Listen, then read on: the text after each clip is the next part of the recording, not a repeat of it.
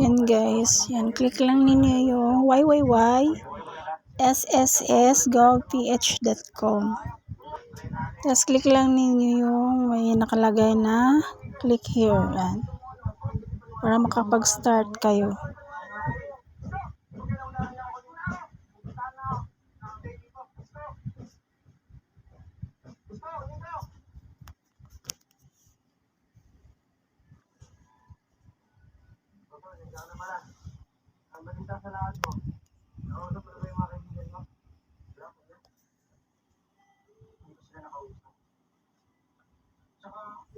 Yan guys, may nakalagay na start yan sa baba. Yan, i-click lang ninyo yan.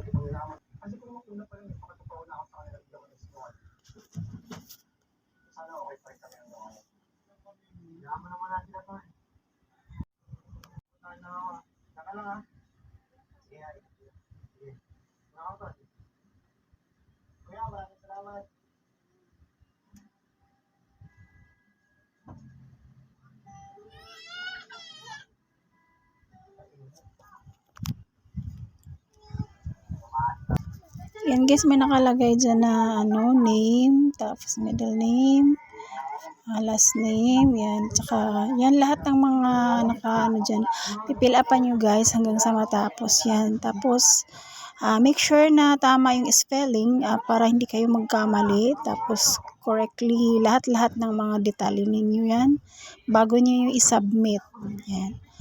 Yan guys, pag natapos naman kayo guys, pwedeng pag nag-success naman yung inyong fill up at wala nang kulang, may dyan, mag-notify sa inyo na congratulations, your process is done. Okay na yan, kumbaga sa pwede na kayong pumunta sa sa SSS para if ever na hindi nag-notify sa inyong number sa SSS, pwede kayong humingi doon at the same time pwede na ninyong ipa-permanent kasi yan ay kumbaga temporary lang yung inyong pinilapan yan.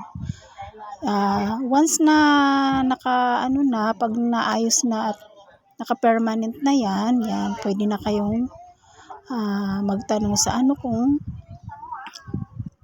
kung pwede na kayong maghulog. Yan. Kung kailan kayo mag-start.